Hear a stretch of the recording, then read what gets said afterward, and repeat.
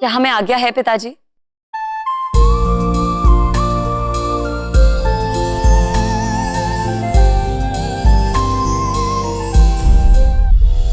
मोरे सैया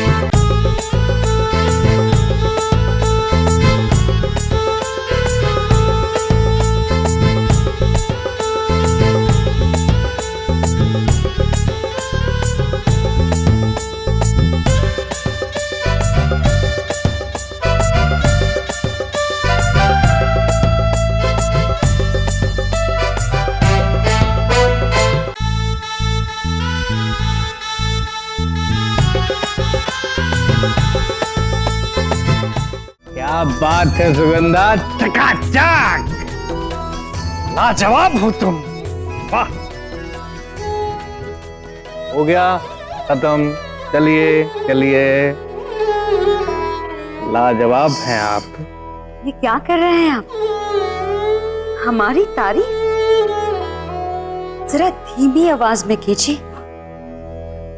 चांडाल सिंह जी, आप इस राज्य के उपसेनापति हैं, और अगर किसी ने आपको यहाँ इस तरीके से देख लिया तो आपको गिरफ्तार भी कर सकते हैं। हाँ,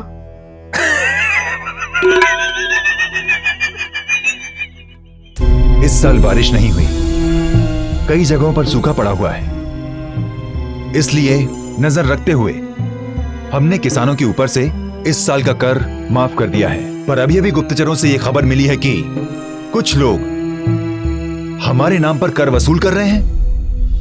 हमारी प्रजा पर अत्याचार हो रहा है। कौन कर रहा है ये सब? महाराज, महाराज, ये हमारे ही बीच का कोई व्यक्ति कर रहा है।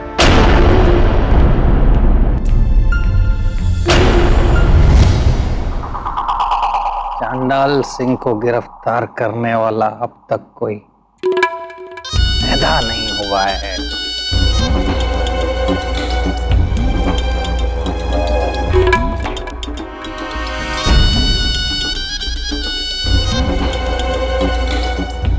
ये अलग बात है कि हम आपकी बाहों की गिरफ्त में आ चुके हैं। आपकी नजरें तो हमें पहले ही घायल कर चुकी हैं। हम शिकार हो गए हैं आपके। लेकिन इस मगरमच्छ को आप पानी से क्यों डरा रही हैं? देखिए, ये आपके लिए इनाम। अब तो खुश हैं आप?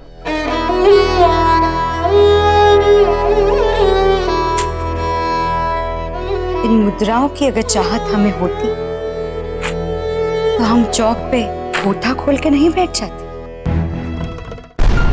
ये आप क्या कह रहे हैं सेनापति? जी महाराज, और मुझे ये बात अपने विश्वस्त सूत्रों से पता चली। आपने किसानों को करमुक्त करने का ऐलान किया है, और जिन सैनिकों को आपने किसानों तक ये संदेश पहुंचाने के लिए भेजा है, यदि वही सैनिक किसानों को लूटेंगे तो निसंदेह उन्हें हमारी किसी आदमी की शय मिली। वहां आपकी चचेरी बहन, हमारी बचपन की दोस्त, इस राज्य की महारानी बन के बैठी, और यहाँ हम आपकी जान सुगंधा सिवाय नाच गाने के कर क्या रही है? कहाँ वो उस आसमान पे और कहा मैं इस धूल पे।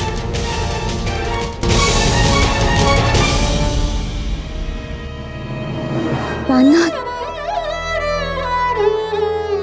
हमें पता है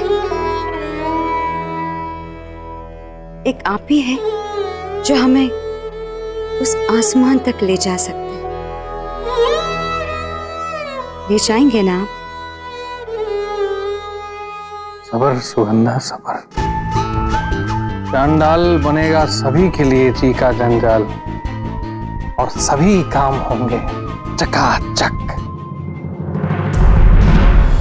परंतु आप चिंता मत कीजिए महाराज, मैंने इस काम के लिए अपने गुप्तचर लगा दिए, शीघ्र ही वो आदमी पकड़ा जाएगा। सेनापति, सिर्फ गुप्तचरों से गुत्थी नहीं सुलझेगी, हमें राजगुरु के कुशल अय्यारों की मदद लेनी होगी। मैं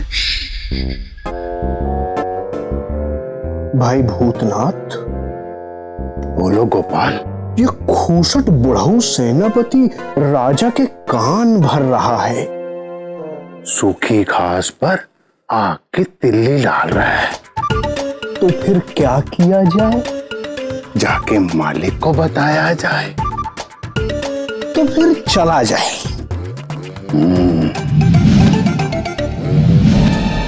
महामंत्री जी महाराज। राजगुरु को दरबार में आमंत्रित किया जाए।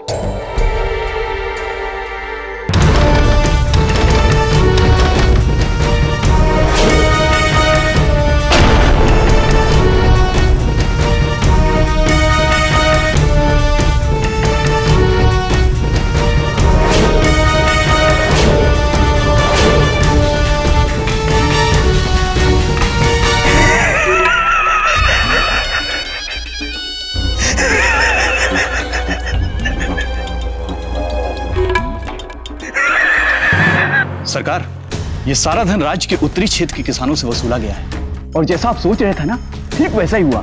अब राज्य के सभी किसानों में राजा के प्रति आक्रोश पैदा हो गया है सरकार। वाह, ये तो बहुत अच्छी बात है। इससे दो फायदे होंगे, एक गरीब किसान राजा से नफरत करने लगेंगे और दूसरा हम पर धन की वर्षा होगी। अनर्थ हो गया सरकार, अनर्थ हो गया सरकार, अनर्थ हो गया सरकार, सब कुछ बर्बाद हो गया सरकार। बड़ी बुरी खबर है, आधी इधर है बाकी इधर है। बकवास मत कर, नहीं तो यहाँ काटूंगा ना तो आधा यहाँ गिरेगा बाकी बाहर। इस समय यहाँ आने की हिम्मत कैसे की तुमने? बताओ जल्दी, चकाचक। सरकार, महाराज को सब कुछ पता चल गया है कि उनका नाम लेकर कोई किसानों से कर वसूल कर रहा है। और सेनापति ने उन्हें विश्वास दिलाया है कि ये काम कोई अंदर का आदमी कर रहा है।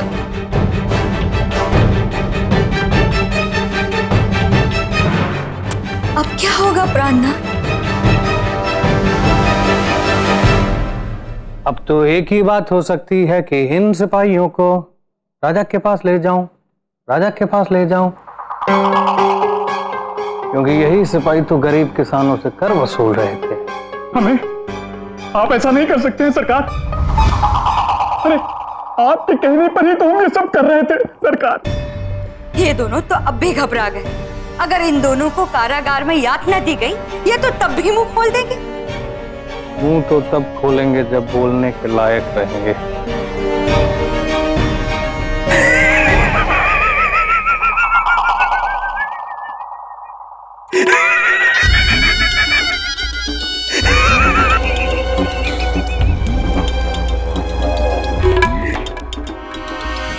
किसने कहा कि मैं महाराज के पास इन्हें जीवित लेकर जाऊंगा?